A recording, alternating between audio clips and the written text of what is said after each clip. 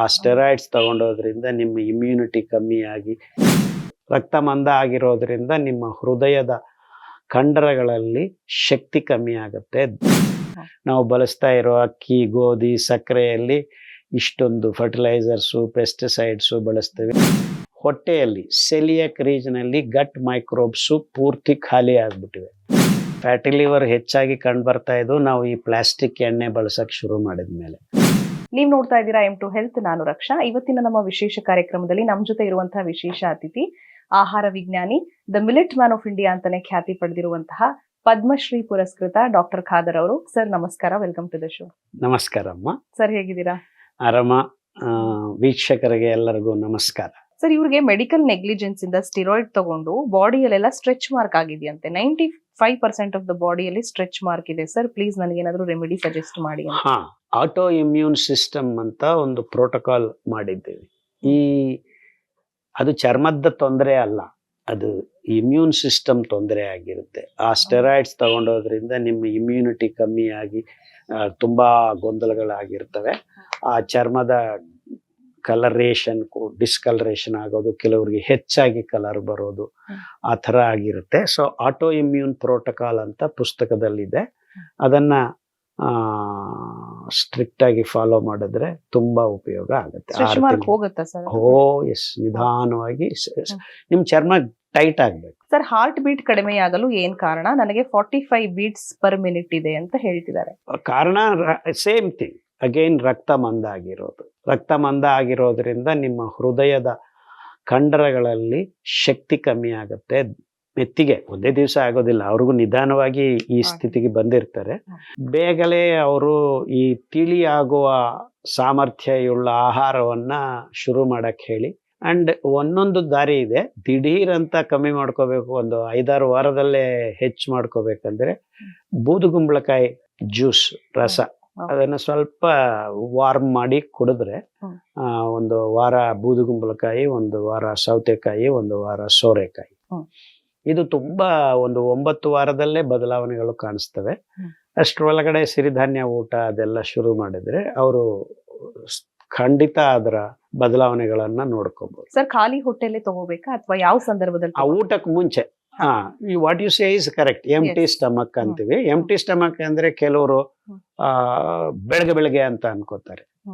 ಊಟಕ್ಕೆ ಮುಂಚೆ. ಸರ್, ಪಾದಗಳು ಜಾಸ್ತಿ ಸೀಳಿದ್ರೆ ಏನ್ ಮಾಡ್ಬೇಕು ತಿಳಿಸಿ ಅಂತ. ತುಂಬಾ ಜನಕ್ಕೆ ಪಾದ ಸೀಳಿರುತ್ತೆ. ಹೌದೌದು, ಅದು ಹಾರ್ಮೋನ್ ಇಂಬ್ಯಾಲೆನ್ಸ್ ಒಂದು ಕಾರಣ. ಎರಡನೇದು ಕ್ಯಾಲ್ಸಿಯಂ ಮೆಟಬಾಲಿಸಮ್ ಸರಿಯಾಗಿ ಇಲ್ಲದೆ ಇರೋದು ಒಂದು ಕಾರಣ. ಸೊ ಎಳ್ಳಿನ ಎಣ್ಣೆ ರಾತ್ರಿ ಹೊತ್ತು ಪಾದಕ್ಕೆ ಹಚ್ಕೊಳ್ಳಿ. ಎಳ್ಳಿನ ಉಂಡೆ, ಸಿರಿಧಾನ್ಯ ಊಟ ಮಾಡ್ತಾ ಇದ್ದವ್ರಿಗೆ ಈ ಪ್ರಾಬ್ಲಮ್ಸು ತುಂಬಾ ಕಮ್ಮಿ ಆಗತ್ತೆ. ಯಾಕಂದ್ರೆ ನಾರು ಈ ಪೌಷ್ಟಿಕಾಂಶಗಳನ್ನ ಸರಿಯಾಗಿ ಸರಬರಾಜು ಮಾಡುತ್ತೆ. ಸೊ ಎಳ್ಳು, ಅದರಲ್ಲಿ ಕ್ಯಾಲ್ಸಿಯಂ 100 ಗ್ರಾಮ್ಗೆ 10 ಗ್ರಾಮ್ ಸಿಗುತ್ತೆ. ಸೊ ಎಳ್ಳು ಎಣ್ಣೆ ಹಚ್ಕೊಳ್ಳಿ. ಎಳ್ಳಿನ ಎಣ್ಣೆ ಮೈಗೆ ಹಚ್ಕೊಂಡು ಬಿಸಿಲಲ್ಲಿ ಒಂದು 10 ನಿಮಿಷ ಕೂತ್ಕೊಳ್ಳಿ. ಮತ್ತೆ ಎಳ್ಳೇ ನಮಗೆ ಕ್ಯಾಲ್ಸಿಯಂ ಮೆಟಬಾಲಿಸಮ್ ಅನ್ನ ಸರಿದೂಗಿಸೋದು. ವಿಟಮಿನ್ ಡಿ, ಇದು ಈ ಕ್ರ್ಯಾಕ್ಸ್ದು ಪ್ರಾಬ್ಲಮ್. ಸೊ ಈ ಪೌಷ್ಟಿಕಾಂಶಗಳು ಕಮ್ಮಿ ಆಗ್ತಾ ಇರೋದ್ರಿಂದ ಅಲ್ಲಿ ಗೊಂದಲ ಆಗ್ತಾ ಇದೆ. ಸೊ ಆ ಕೊಬ್ಬು ಅಂಶ ಎಳ್ಳೆಣ್ಣೆಯಲ್ಲಿರೋದು ನಿಮ್ಮ ಕೆಲವು ನಿರ್ನಾಳ ಗ್ರಂಥಿಗಳನ್ನ ಉತ್ತೇಜನ ಮಾಡಿ ನಿಮಗೆ ಈ ಪ್ರಾಬ್ಲಮ್ನ ಸರಿದೂಗಿಸುತ್ತೆ. ಸರ್, ಇನ್ಫ್ಲಮೇಟರಿ ಬವಲ್ ಡಿಸೀಸ್ ಅಂತ ಇದೆಯಂತೆ, ಇದಕ್ಕೆ treatment? IBS, irritable bowel syndrome, ಇದು IBD. ಅದಕ್ಕೆ ಮೂಲಭೂತವಾದ ಕಾರಣ ನಮ್ಮ ಗಟ್ ಮೈಕ್ರೋಬಯೋಮ್ ಹಾಳಾಗಿರೋದು. ಗಟ್ ಮೈಕ್ರೋಬಯೋಮ್ ಹೆಂಗೆ ಹಾಳಾಗಿದೆ ಅಂತ ತುಂಬಾ ಕಡೆ ಹೇಳಿದ್ದೀನಿ ನಾನು. ನಾವು ಬಳಸ್ತಾ ಇರೋ ಅಕ್ಕಿ, ಗೋಧಿ, ಸಕ್ಕರೆಯಲ್ಲಿ ಇಷ್ಟೊಂದು ಫರ್ಟಿಲೈಸರ್ಸು, ಪೆಸ್ಟಿಸೈಡ್ಸು ಬಳಸ್ತೇವೆ. ಅದ್ರ ಜೊತೆಗೆ ನೀವು ಹೇಳ್ದಂಗೆ ಸ್ಟೆರಾಯ್ಡ್ಸು, ಆಂಟಿಬಯೋಟಿಕ್ಸು ನಮ್ಮ ಹಾಲಲ್ಲಿ ತಗೋತಾ ಇದ್ದೀವಿ. ಇನ್ನೂ ಅಷ್ಟು ಸಾಲದು ಅಂತ ಏನಾದರೂ ಕೆಮ್ಮು ಕಫ ಬಂದ್ರೆ ಡಾಕ್ಟರ್ ಹತ್ರ ಹೋಗಿ ಆಂಟಿಬಯೋಟಿಕ್ ಕೋರ್ಸ್ ತಗೋತೀವಿ.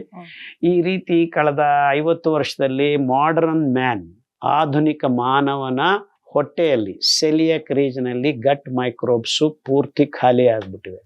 ಅದು 4 ದಿವಸಕ್ಕೆ ಅದನ್ನ ನಾವು ರೀಪ್ಲೆನಿಶ್ ಮಾಡ್ತಾ ಇರಬೇಕು. ಆ ಎಪಿಥೀಲಿಯಲ್ ಸೆಲ್ಸ್ ಅನ್ನೇ ತೆಗೆದು ಬಿಸಾಕ್ತಾ ಇದೀವಿ ಈ ಕೆಮಿಕಲ್ಸ್ ಇಂದ. ಸೊ ಅದನ್ನ ಗಟ್ಟಿ ಮಾಡ್ಕೋಬೇಕಂದ್ರೆ ನೀವು ಅಂಬಲಿ ಕುಡಿಯಬೇಕು. ಅಂಬಲಿ ಅಂದ್ರೆ ನಿಮಗೆ ನಾರುಯುಳ್ಳ ಧಾನ್ಯಗಳ ಫರ್ಮೆಂಟೇಷನ್ ಆಗಬೇಕು.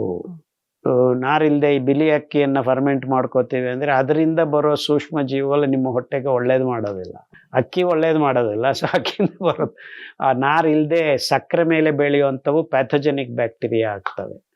ಸೊ ಸಿಂಬಯಾಟಿಕ್ ಗುಡ್ ಗಟ್ ಮೈಕ್ರೋಬಯೋಮ್ ಅಂಬಲಿ ಕುಡಿಯೋದ್ರಿಂದ ನಿಮಗೆ ಒಳ್ಳೇದಾಗತ್ತೆ. ಸೊ ಅಂಬಲಿ ಕುಡಿಯೋದ್ರಿಂದ ನಿಮಗೆ ಈ IBD IBS ಅನ್ನುವ ಕಾಯಿಲೆಗಳು, ಅಲ್ಸರು, ಗ್ಯಾಸ್ ಪ್ರಾಬ್ಲಮ್ಮು, ಹೊಟ್ಟೆ ಊದ್ಕೊಳ್ಳೋದು, ತೇಗು ಬರೋದು, ಎದೆಯಲ್ಲಿ ಉರಿ ಆಗೋದು, ನಿದ್ದೆ ಬರದೇ ಇರಂಗೆ ಇರೋದು, ರಾತ್ರಿ ಕೂತ್ಕೊಂಡ್ರೂ ಗ್ಯಾಸು ಕೆಳಗಡೆ ಇಳಿಯೋದಿಲ್ಲ, ಈ ಥರ ಅಗಾಧವಾದ ಪ್ರಾಬ್ಲಮ್ಸ್ ಎಲ್ಲ 6 ತಿಂಗಳಲ್ಲಿ ನಿಮಗೆ ಮಾಯ ಆಗತ್ತೆ. ಎಷ್ಟು ಮಟ್ಟಕ್ಕೆ ಅಂದರೆ ಈ IBS IBD ಇರೋರು ಊಟ ಅಲ್ಲ ನೀರು ಕುಡಿದ್ರೂ ಉರಿಯುತ್ತೆ ಕೆಲವರಿಗೆ, ಅಷ್ಟು ಸಿವಿಯರ್ ಸಮಸ್ಯೆ. ಇನ್ನು ಮೆಣಸಿನ್ಕಾಯಿ ನೋಡಿದ್ರೆ ಸಾಕು ಓಡಾಕ್ತಾರೆ. 6 ತಿಂಗಳು ಈ ಥರ ಮಾಡಿಕೊಂಡು ಅಂಬಲಿ ಮಾಡಿಕೊಂಡು ಮಿಲೆಟ್ ಊಟ ಮಾಡಿದ್ರೆ ಹಸಿ ಮೆಣಸಿನ್ಕಾಯಿ ತಗೊಂಡು ಕಚ್ಕೋಬಹುದು. ಅಂದ್ರೆ ಅಷ್ಟು ಶಕ್ತಿ ಬರುತ್ತೆ. ಸರ್, ಗಾಲ್ ಬ್ಲಾಡರ್ ಪಾಲಿಪ್ಸ್ ಗೆ ಏನ್ ರೆಮಿಡಿ ಅಂತ? ಈ ಗಾಲ್ ಬ್ಲಾಡರ್ ಪಾಲಿಪ್ಸ್ ಬೇರೆ, ಸ್ಟೋನ್ಸ್ ಬೇರೆನಾ ಸರ್? ಅಥವಾ ಪಾಲಿಪ್ಸ್ ಬೇರೆ, ಸ್ಟೋನ್ಸ್ ಬೇರೆ. ಎರಡಕ್ಕೂ ಲಿವರ್ ಕ್ಲೀನಿಂಗ್ ಪ್ರೋಟೋಕಾಲ್ ಅಂತ ಪುಸ್ತಕದಲ್ಲಿ ಇದೆ. ಅಂದ್ರೆ ಯಕೃತ್ತಿಗೆ ಸಂಬಂಧಪಟ್ಟಿದ್ದೇ ಗಾಲ್ ಬ್ಲಾಡರ್, ಅದನ್ನ ಸಪರೇಟ್ ಆಗಿ ನೋಡೋ ಅಗತ್ಯ ಇಲ್ಲ. ಯಕೃತ್ತು ಉಪಭಾಗ ಅಂತ ಹೇಳ್ಬೋದು ಗಾಲ್ ಬ್ಲಾಡರ್. ಸೊ ಯಕೃತ್ತನ್ನ ಶುದ್ಧ ಮಾಡಿಕೊಳ್ಳುವ ಒಂದು ವಿಧಾನದಲ್ಲಿ ನಿಮ್ಮ ಗಾಲ್ ಬ್ಲಾಡರ್ ಪಾಲಿಪ್ಸು ಕರಗು ಹೋಗುತ್ತವೆ.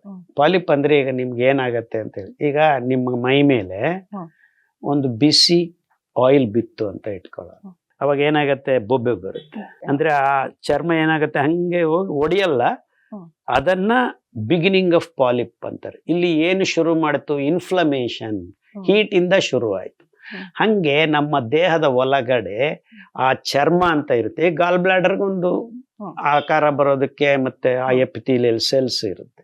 ಆ ಜೀವಕೋಶಗಳಲ್ಲಿ ಇನ್ಫ್ಲಮೇಷನ್ ಶುರು ಆದ್ರೆ, ಅಂದ್ರೆ ಬಿಸಿ ಎಣ್ಣೆ ಬೀಳ್ಬೇಕಾಗಿಲ್ಲ, ನಮ್ಮ ಒಳಗಡೆ ಜನರೇಟ್ ಆಗ್ತಾ ಇರೋ ಈ ಕಲ್ಮಶಗಳಿಂದ ಇನ್ಫ್ಲಮೇಷನ್ ಅಂತಾರೆ. ಉರಿ, ಊತ, ವಾಪು, ಇದು ಇನ್ಫ್ಲಮೇಷನ್. ಆದ್ದರಿಂದ ಮೆತ್ತಿಗೆ ಒಂದು ಬಬಲ್ ತರ ಶುರುವಾಗಿ ಅದು ಮೆತ್ತಿಗೆ ದೊಡ್ಡದಾಗ್ತಾ ಹೋಗುತ್ತೆ. ಕೆಲವು ಕಡೆ 1 ಸೆಂಟಿಮೀಟರ್ ಪಾಲಿಪ್ ಸಿಗುತ್ತೆ. ಅದು ಆದಾಗ ಏನಾಗತ್ತೆ, ಅದು ಕ್ಯಾನ್ಸರ್ ಆಗೋದಕ್ಕೂ ಒಂದು ದಾರಿ ಮಾಡಿಕೊಟ್ಟಂಗೆ. ಎಲ್ಲ ಪಾಲಿಪ್ಪು ಕ್ಯಾನ್ಸರ್ ಆಗತ್ತೆ ಅಂತ ಅಲ್ಲ, ಬಟ್ ಪಾಲಿಪ್ ಆಗಿದೆ ಅಂದ್ರೆ ನೀವು ನಿಮ್ಮ ಊತ, ಆ ಉರಿ, ಇನ್ಫ್ಲಮೇಷನ್ ಕಂಡೀಷನ್ ಅನ್ನ ಕಮ್ಮಿ ಮಾಡ್ಕೊಳ್ಳಿಲ್ಲ ಅಂದ್ರೆ ಅದು ಕ್ಯಾನ್ಸರ್ ಬರೋದಕ್ಕೂ ದಾರಿ ಮಾಡಿ ಕೊಡಬಹುದು.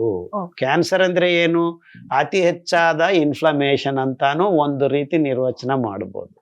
ಸೊ ಪಾಲಿಪ್ ಆಗಿದೆ ಅಂದ್ರೆ ನಿಮ್ಮ ಆ ಪರ್ಟಿಕ್ಯುಲರ್ ಆರ್ಗನ್ ಅಲ್ಲಿ ಗೊಂದಲ ಶುರುವಾಗಿದೆ ಅಂತ. ಸೊ ಗಾಲ್ ಬ್ಲಾಡರ್ ಪಾಲಿಪ್ಗೆ ನಿಮಗೆ ನಿಮ್ಮ ಇನ್ಫ್ಲಮೇಷನ್ ಕಮ್ಮಿ ಮಾಡೋದಕ್ಕೆ ಮೆಂತ್ಯ ಕಾಳು ಜಜ್ಬಿಟ್ಟು 2-3 ನಿಮಿಷ ಕುದಿಸಿ ಆ ನೀರನ್ನ ಕುಡಿಯಕ್ಕೆ ಶುರು ಮಾಡಿ. ಹಂಗೆ ಇನ್ನೂ ಚೆನ್ನಾಗಾಗ್ಬೇಕಂದ್ರೆ ನಮ್ಮ ಹುಣಸೆ ಬೀಜ ಅದನ್ನು ಜಜ್ಬಿಟ್ಟು ಒಂದಿಷ್ಟು ನೆನೆಸಿ ಕುದಿಸಿ, ಅದೂ ನಿಮ್ಮ ಗಾಲ್ ಬ್ಲಾಡರ್ ಪಾಲಿಪ್ಸ್ಗೆ ತುಂಬಾ ಒಳ್ಳೆ ಕೆಲಸ ಮಾಡುತ್ತೆ. ಹಂಗೆ ತೆಂಗಿನಕಾಯಿ ಹಾಲು ತುಂಬಾ ಒಳ್ಳೇದಾಗಿ ಕೆಲಸ ಮಾಡುತ್ತೆ. ರೆಗ್ಯುಲರ್ ಆಗಿ ತಗೋಬೇಕಾ? 1 ವಾರ ಇದು, 1 ವಾರ ಅದು, ಆ ಥರ ಒಂದು 6 ತಿಂಗಳು ಮಾಡಿ. ಸಿರಿಧಾನ್ಯ ಊಟ, ಎಸ್ಪೆಷಲಿ ಊದಲು, ಯಕೃತ್ತಿಗೆ ಸಂಬಂಧಪಟ್ಟಿದ್ದು ಊದಲು. ಸೊ ಲಿವರ್ ಕ್ಲೀನಿಂಗ್ ಪ್ರೋಟೋಕಾಲ್ ಅಂತ ಇದೆ, ಅದರಲ್ಲಿ ಕೆಲವು ಕಷಾಯಗಳನ್ನ ನಾನು ಹೇಳಿದ್ದೀವಿ. ಅದರ ಮೀರಿ M2 ವೀಕ್ಷರಿಗೆ ಸ್ಪೆಷಲ್ ಆಗಿ ಈ ಟ್ರಿಕ್ಸ್ ಅನ್ನ ಹೇಳ್ಕೊಡ್ತಾ ಇದೆ. ಸರ್, ಫ್ಯಾಟಿ ಲಿವರ್ ಸಮಸ್ಯೆ ಬಹಳಷ್ಟು ಜನಕ್ಕಿದೆ. ನಾನ್ ಆಲ್ಕೋಹಾಲಿಕ್ ಫ್ಯಾಟಿ ಲಿವರ್ ಸಮಸ್ಯೆಗೆ ನಮಗೆ ರೆಮಿಡಿ ಬೇಕು ಅಂತ ತುಂಬಾ ಜನ ಕೇಳಿದ್ರು ಈ ಪ್ರಶ್ನೆನ. ಎರಡಕ್ಕೂ ಒಂದೇ ಸಮಾಧಾನ. ಫ್ಯಾಟಿ ಲಿವರ್ ಆಗಿದೆ ಅಂದ್ರೆ whether it is through alcohol or some other ಕಾರಣಗಳು, it doesn't matter. In fact fatty liver ಹೆಚ್ಚಾಗಿ ಕಂಡು ಬರ್ತಾ ಇದ್ದು ನಾವು ಈ ಪ್ಲಾಸ್ಟಿಕ್ ಎಣ್ಣೆ ಬಳಸಕ್ ಶುರು ಮಾಡಿದ್ಮೇಲೆ. ಅದು ಅಸಹಜದ ಕೊಬ್ಬು ಅಂಶಗಳನ್ನ ಅದು ನಿಭಾಯಿಸಕ್ಕಾಗದೆ ನಿಧಾನವಾಗಿ ಅಲ್ಲೂ ಫ್ಯಾಟಿ ಲಿವರ್ ಅಂದ್ರೆ ಸೇಮ್ ಕಾರಣ, same reason, same result. So ಈಗ ನೀವು ಪಾಲಿಪ್ ಅಂತ ಗಾಲ್ ಬ್ಲಾಡರ್ನ Polyp. ಎಕ್ಸ್ಪ್ಲೈನ್ ಮಾಡಿದ್ದು, ಈಗ ಆಸ್ ಎ ಹೋಲ್ ಲಿವರೇ ಊತ ಆಗ್ತಾ ಇದೆ. ಹ್ಮ್. ಲಿವರ್ 10 ಸೆಂಟಿಮೀಟರ್ ಬೈ 8 ಸೆಂಟಿಮೀಟರ್ ಅಂತ ಇಟ್ಕೊಳ್ಳೋಣ, ಅದು ಈಗ 12/8 ಬದಲು 10 ಆಗುತ್ತೆ. ಅಂದ್ರೆ whole liver is becoming larger and larger. So ಏನು ಅಲ್ಲಿ ಸೇರ್ತಾ ಇದೆ, ಬೇಡದೆ ಇರೋ ಕೊಬ್ಬು ಸೇರ್ಕೊಳ್ತಾ ಇದೆ. ಹ್ಮ್. ಸೊ ಆ ಬೇಡದೆ ಇರೋ ಕೊಬ್ಬೆ ಇನ್ಫ್ಲಮೇಷನ್ ಆಗ್ತಾ ಇದೆ. ಹ್ಮ್. ಸೊ ಸೇಮ್ ಪ್ರೋಟೋಕಾಲ್ ಇದೆ ಫ್ಯಾಟಿ ಲಿವರ್ಗೆ. ಈಗ ನಾನು ಗಾಲ್ ಬ್ಲಾಡರ್ಗೆ ಏನು ಹೇಳಿದ್ದೀನಿ ಅದೇ ಪ್ರೋಟೋಕಾಲ್ ಅನ್ನ ಬಳಸು. Okay sir, thank you sir. ನಮ್ಮ ವೀಕ್ಷಕರ ಬಹುತೇಕ ಪ್ರಶ್ನೆಗಳಿಗೆ ನೀವು ಉತ್ತರ ಕೊಟ್ಟಿದ್ದೀರಾ. ಸೊ ಅವ್ರಿಗೂ ಕೂಡ ಸಮಾಧಾನ ಆಗಿರುತ್ತೆ ನಿಮ್ಮ ಉತ್ತರನ ಕೇಳಿ ಅಂತ Yes. ನಾನು ಕೂಡ ಭಾವಿಸ್ತೀನಿ. Thank you so much sir. ನಮಸ್ಕಾರ. ನಮಸ್ಕಾರ. ನೋಡಿದ್ರಲ್ಲ, ನಮ್ಮ ಮುಂದಿನ ಸಂಚಿಕೆಯಲ್ಲಿ ಡಾಕ್ಟರ್ ಖಾದರ್ ಸರ್ ಅವರು ಮತ್ತಷ್ಟು ಪ್ರಶ್ನೆಗಳಿಗೆ ಉತ್ತರ ಕೊಡ್ತಾರೆ. ನಿಮ್ಮಲ್ಲಿ ಇನ್ನೂ ಮತ್ತಷ್ಟು ಪ್ರಶ್ನೆಗಳು ಉಳಿದಿದ್ರೆ ನೀವು ಈ ವಿಡಿಯೋ ಕಮೆಂಟ್ ಬಾಕ್ಸ್ ನಲ್ಲಿ ನಿಮ್ಮ ಪ್ರಶ್ನೆಗಳನ್ನ ಕಳಿಸಬಹುದು. ಮುಂದಿನ ಸಂಚಿಕೆಯಲ್ಲಿ ಮತ್ತೆ ಭೇಟಿಯಾಗೋಣ. ಅಲ್ಲಿವರೆಗೂ ನಮಸ್ಕಾರ.